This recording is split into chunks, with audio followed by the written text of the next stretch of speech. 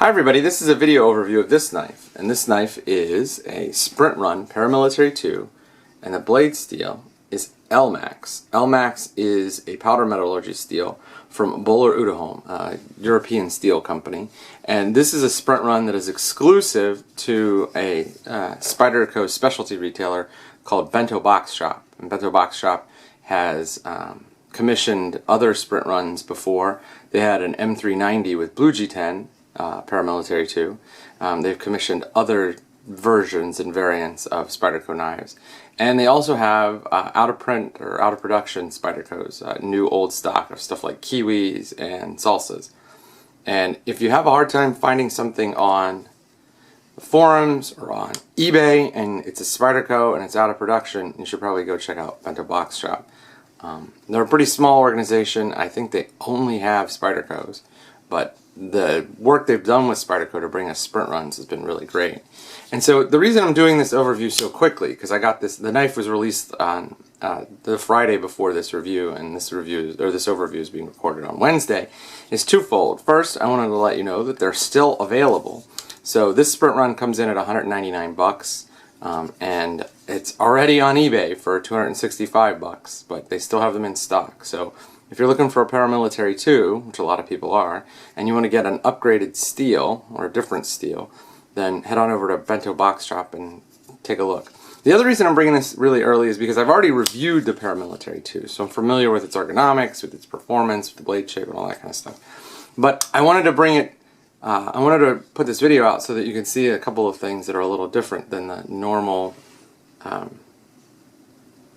Paramilitary 2. So not only do you get the different blade steel and the different colored G10, but if you can look here, let me see if I can get it, there we go.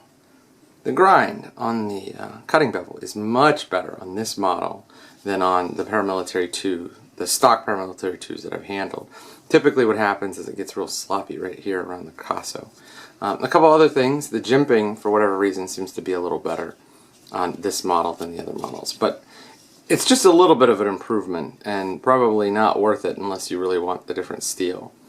The regular Paramilitary 2 is a fantastic knife, and having this knife back, or having purchased it, it really reminds me of why this knife is so popular.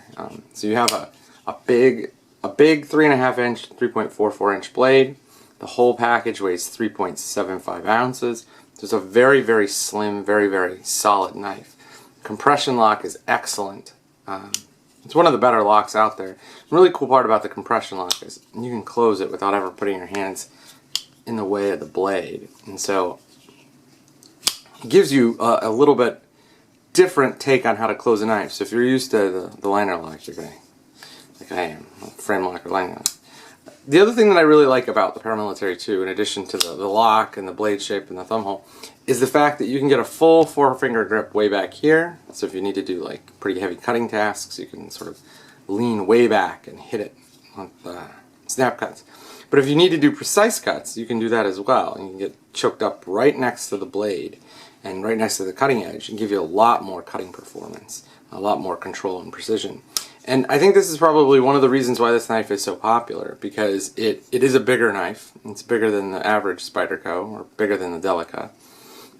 But it still performs like a small knife, and it carries like a small knife. The one thing that's really hard to explain about why this knife is so good unless you actually have it in your hand, just how thin it feels in the pocket. I mean, it's a relatively, so the handle here is probably somewhere between 1/4 and 1/2 inch longer than the Delica, but the blade is much longer.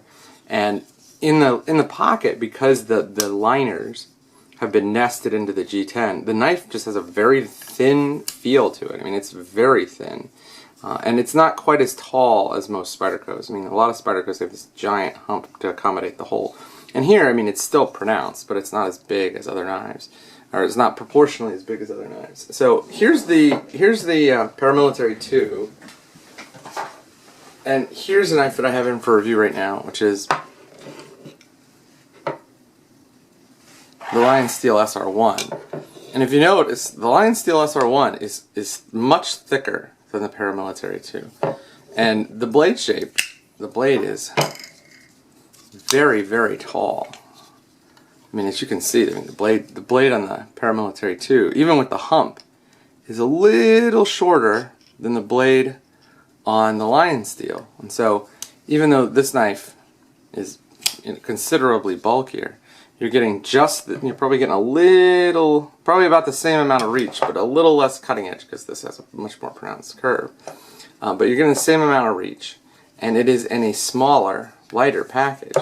The Paramilitary 2 is probably going to be one of those knives that just will remain in production. It's a classic, and the opportunity to get a sprint run is a really good one because number one, it's a great knife with improved steel, and number two, if you really need to, you can probably sell this for what you have into it. The collector's market for paramilitaries is just crazy right now. So this is an overview of the Bento Box Shop exclusive Paramilitary 2 and Elmax blade steel.